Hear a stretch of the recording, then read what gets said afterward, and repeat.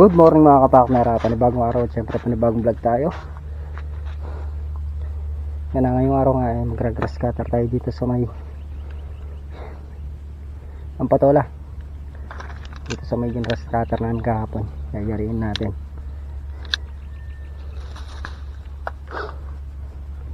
Yun nga mga kapakner, at ito na tayo sa may Lin Farm.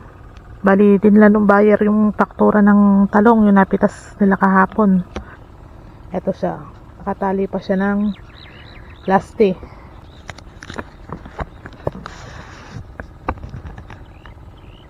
Boss Miguelito.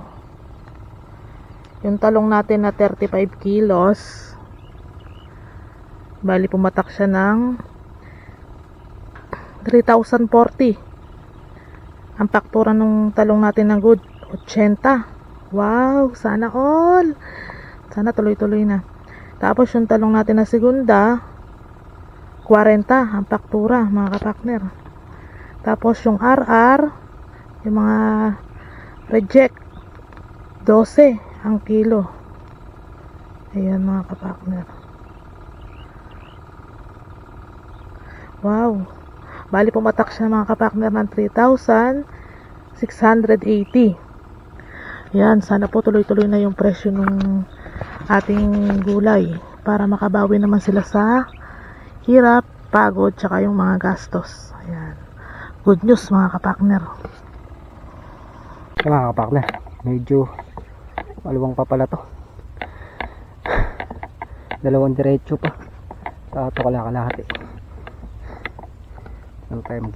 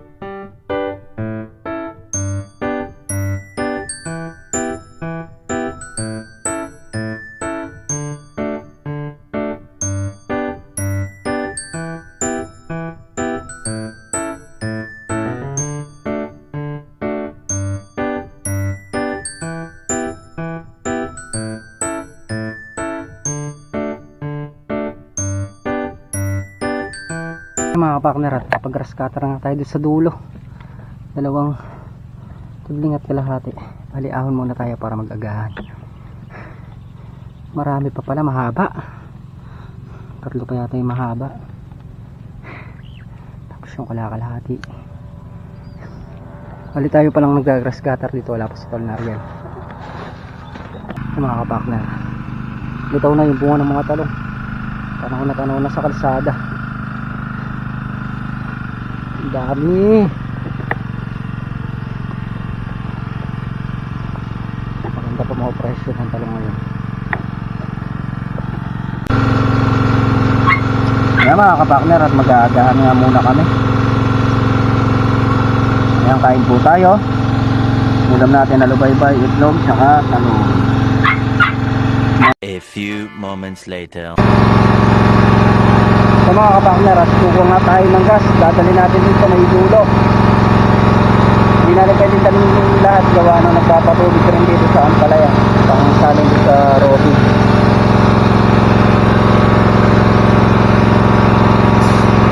Sasalin lang tayo dito ng konti para dito sa press cutter. Yan mga kapakner, at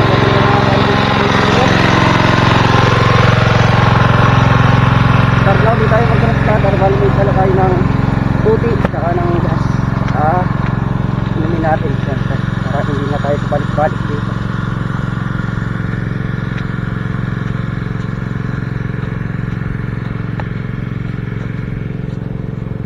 Kailangan mayari namin yung trabaho dito ngayon, gawa na papatubigan to ni parang Carlo pagka nayari dun sa may balag ng palaya. Tapos bukas na siguro papataba.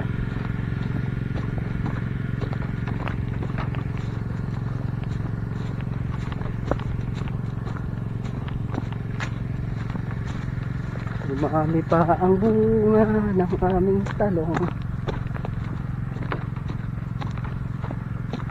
Tuwa naman mga kapakner. Tuloy-tuloy lang tayo sa pag-harvest.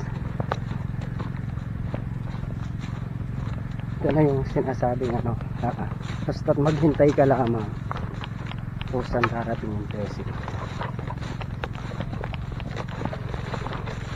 At napaka blessing ito sa Tropang Wind Farm siyempre, dahil nga dagsa na yung bunga ng talong. Baga nagpapalaki na lang tayo. At hindi lang yung mga kapakner, maraming pang kasunod. Daming blessing yan. Tapos yung presyuhan ngayon 80. Itas namin kahapon 80 pinakturahan. Yung mga kapakner, at dito na tayo mag-i-start. Dalawang diretso pa to. Ito yung pinakamahabang dayos dito sa may balag.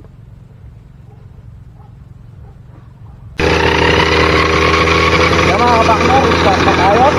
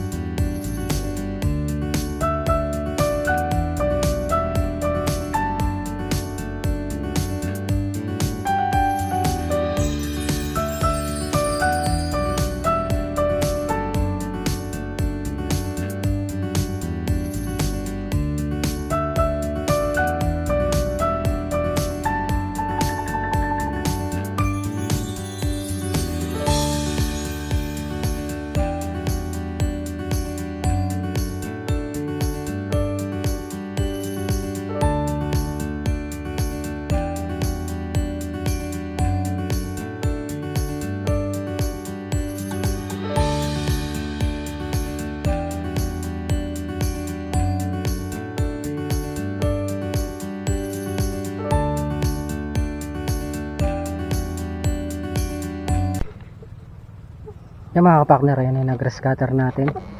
Braso dito, tapos dito kalahati. Dun, sa labas, grass cutter na rin natin. Hindi pa. Mga kapakner, pahinga lang tayo konti. Gawa ng sobrang init. Lali na rin tayo napagsimula kanina dito. Siguro oras niya mga nasa alas 12 na. Tsaka makapal yung damo. Gawa nang hindi nga nag-grass cutter yung labas na yun. Kaya makapal yung damo dun. Tapos yung talim pa natin ay napakaliit. Pero umorder si Petrops. Isa pa lang yung dumarating. Walang stock eh. Yung gagamitin ni Tol Nariel.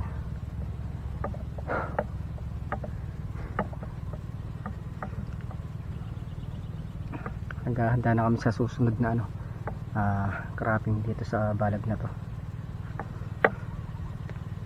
Yung mga kapakner, bago tayo pumunta doon sa kubo, susut-sut pa tayo ng dandayos dito sa gawin dito. Wala na rin tayong tubig, konti na lang to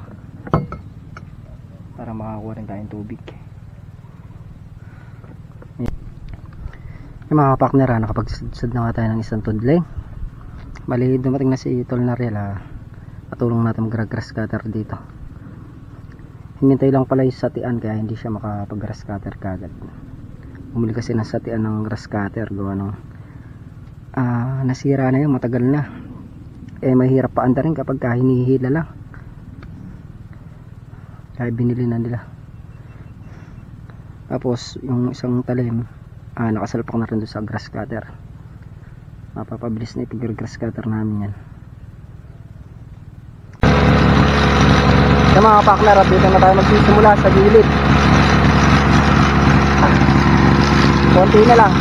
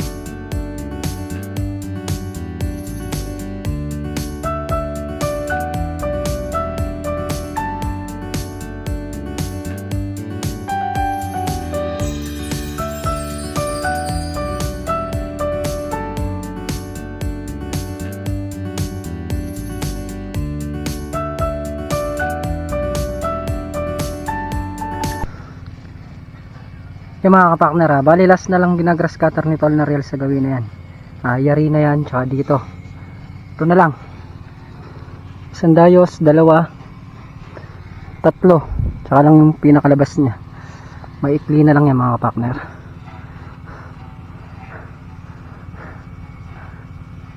Ito na lang at nayari din. Grabe init. Malinis na yung sila. Tubig na lang tsaka pataba. Okay na. A few moments later. Sa mga kapakner, at nakakain na kami tanghalian. Ayan at nagpapatubig si Parang Carlo dito sa talong. Ayan na yung ating talong. Galingan nyo performance nyo.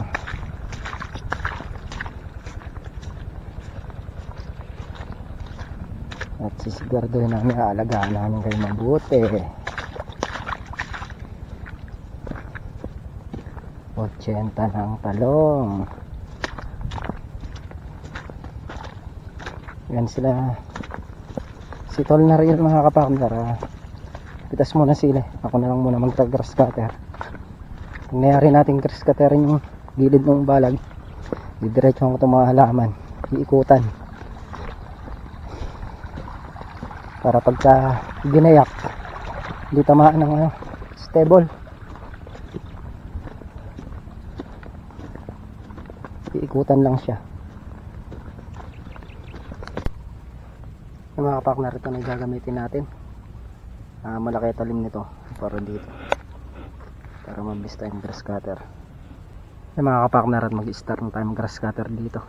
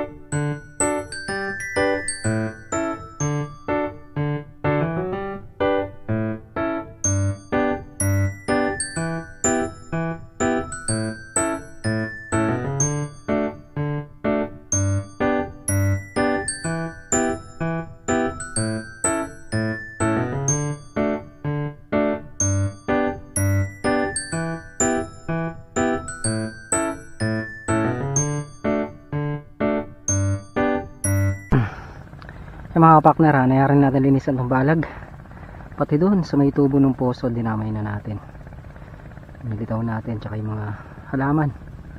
Bali iikutan pa natin yung iba dyan, yung mga halaman. Pag naikutan natin, nalinis na yung mga puno. May binigay si Sergio na papel yata yun, o ano, yung pagsusulatan ng mga pangalan bawat puno, kunyari nyug, yan, lalagay dyan nyug. Ibang halaman kasi hindi natin kilala, kaya itatanong pa natin kung ano yung mga pangalan yan. Ilalagay dyan sa bawat puno nya kung anong klaseng puno siya. Tsaka maganda rin kasi maikutan na ganyan yung halaman. Kung ano, pagka pina-stable ba yun, eh, hindi siya tamaan.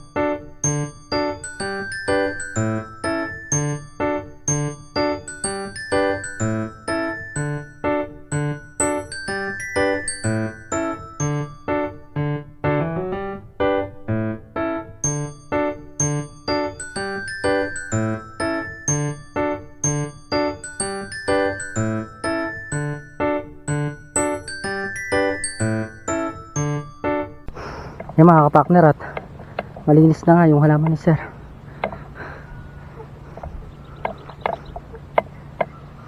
Ilagyan lang natin siya ng daan paikot. May mga daan yan,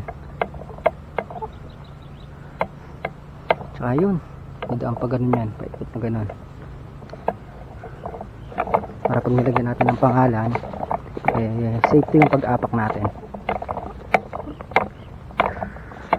Kasi pwede natin rescaterin yung mga kapakner. Pagka may roto yan, eh makukuha na yan. Kaya lang natin nilinis ng ganyan para makita, baka kasi tamaan eh. Iwasan natin dyan yung tamaan siya. Yan, laki ng mga puno.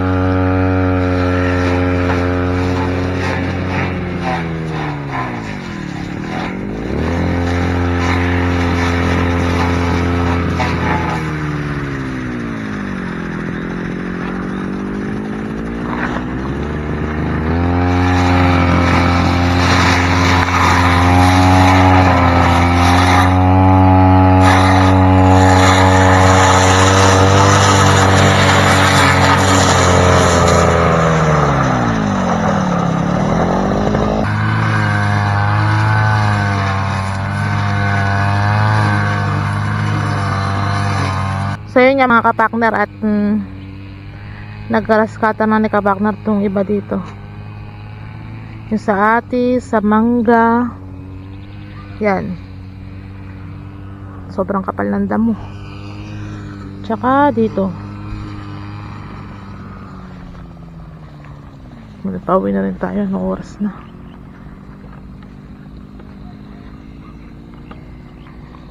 Laki na ng mangga.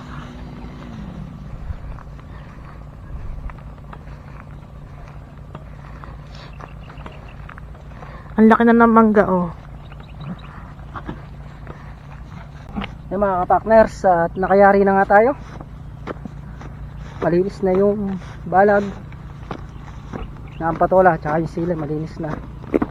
Tapos yung halaman ni sir, malinis na rin. Yan, kaya rin yata mag-spray ng palaya. Pati itong talong ngayon ay sprayin din. Yan, maghapong pag-grass cutter ang ginawa natin.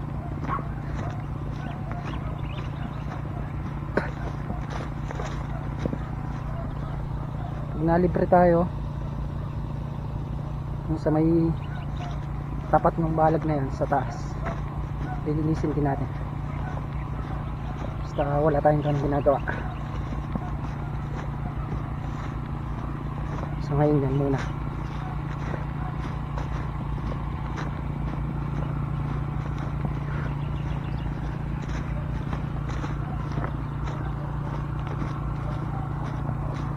Sarap po pagka bago yung talim.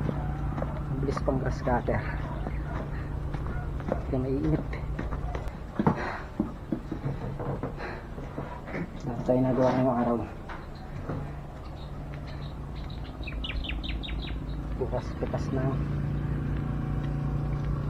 palaya. Sila ka-drops at si paring Carlo ang babantay ngayon. A few moments later. So yan mga kapakner, time check tayo, 5:30 ng hapon. Bali nag-spray pa rin sila. Si Katrop, si Tol Nariel, si parang Carlo nagano siya, nagkakalaygay ng mga nag-grass cutter sa kanya sinisigaan. Si kapakner nag-ahatak ng hose. Ayan. Yung talong na lang yung sprayan dahil tapos na dito sa kabila sa ampalaya. Ayun si parang Carlo. Si Makmak hindi pumasok at may aasikasuhin daw. Yan. Puspusan ang trabaho para sa kagaganda ng bunga ng ating talong tsaka ng ampalaya. Yan. Ganado silang mag-work. A few moments later. Yan, so yan mga kapakner, at tayo pauwi na nga. Ginabi na, gawa ng nag-spray pa ng talong tsaka ng ampalaya. Yan, kasama natin si Piwi. Yan o, ganda o. Meron silang Christmas lights. Yan, gabi na. Anong oras na? 6:20. Oh, traffic na. A few moments later. Kaya mga kapakner, at ginabi na nga tayo sa pag-uwi. Nag-spray kami ng talong. Bali yan nga inagawa natin ngayong araw. Nangyari yung grass cutter doon sa may balag. Tapos kapag-grass cutter pa sa may mga halaman ni Sir Jun. Tapos yung spray nga. Tapos patubig naman sila ng talong tsaka ng ampalaya kanina. Kaya mga kapakner, hanggang dito na lang muna yung ating simpleng video. Muli, thank you po sa suporta at tiwala. Lagi po kayo mag-ingat dyan and God bless. Bye bye.